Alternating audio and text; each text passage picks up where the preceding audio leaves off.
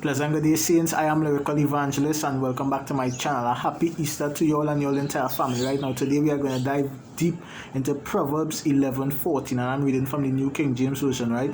Where there is no counsel, the people fall, but in the multitude of counselors there is safety. This word is for everyone that thinks that they are making quote-unquote power moves by themselves and they don't need the advice of anyone, and you trust in your own self, you are wise in your own eyes. This word is for everybody who thinks like that, right? Because in the multitude of counselors there is safety. And hear me when I say this.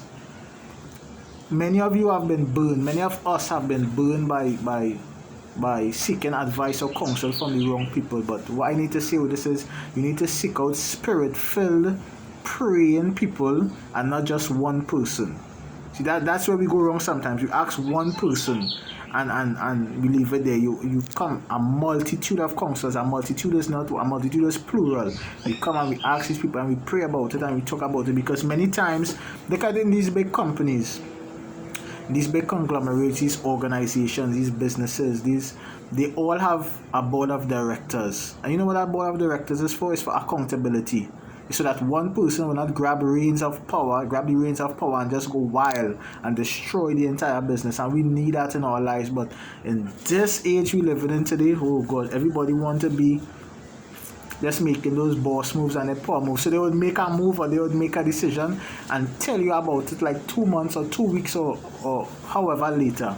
You understand? We need to be serious about this, because many marriages, many businesses, many relationships have flopped and have gone awry and been completely devastating because people didn't listen. They didn't listen to your parents when they were telling you that, you know what, this person showing some serious red flags. They didn't listen to your friends or your spiritual leaders. They didn't listen to anybody when they was telling you. And many times we are burning with passion when we make these decisions. That's why making decisions with emotions will be wrong. You make a decision. Oh, and I'm going to get gritty with this one. You make a decision that this person is the one because they gave you an orgasm.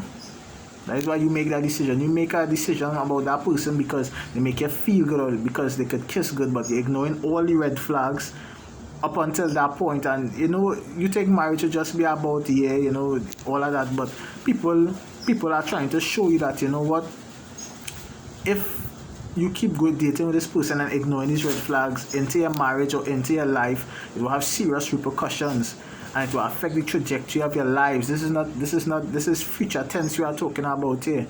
See, many times we make decisions off of emotions, and that's why we need accountability partners. Just the other day I was talking to somebody about accountability, and sometimes in our lives we need not sometimes, all the time we need accountability partners.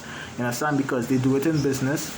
We should do it in relationships also. We should do it with many other things. And as I say again, trusted, praying, spirit-filled people. You're not finding one person who agree with your same thought and saying, well, yeah, since this person agree, I'm going to do it. And this time, we have too many yes men and yes women. People that just, you see anything, they'll say, yes, go ahead and do it, yeah. There's no real accountability anymore. People don't really want to tell you the truth, and that's a problem in itself. See, you need people around you who will show you the way so that they will keep you from destroying your entire life. Like that. I can't even say how long ago it was, but I saw, oh my God, this young lady swept me off my feet, boy. I was bedazzled, I was mesmerized, I was enchanted, I was asphyxiated by her beauty. You see the kind of word I was like, this just to show you like how serious it was, and I was ready to chew, and this girl was nowhere. I don't even want to say it, but this girl, she wasn't on a spiritual path. You understand what I'm saying? So somebody had to come and let me know, and listen down for me now. Certain times when you're hot blooded and you're like, nah, you're trying to make excuses and justify it. Because this happens every day. Like, be real. I'm not coming and lying to you. This happens every day. You see somebody, you're like, who? And after a while they realize like, wait, boy, this will not work out. This will not be good for me. This will not be good for anything, especially in my spirituality and where I'm trying to go in life. You understand what I'm saying? And you need a counsel, because that person was able to sit me down when I tell you. And I was like, nah, well, she could change, and the person was like, nah, and started listening things while they could change here, but for the party on right now, this is not expedient for your growth now, boy. And I was like, alright, yeah. So we needed that, and that's the problem nowadays, because that sound advice and counsel doesn't always seem or feel good, and that's the problem. That's why people don't want it, because we base everything off our emotions. You understand what I'm saying? But in the multitude of counselors, there is safety. So I suggest that you find somebody. If you don't have them already, I really pray that you get a few, not one, a few, so that you'll make better decisions, and that you'll always have accountability with what you're doing, right? So you'll have a blessed Easter later.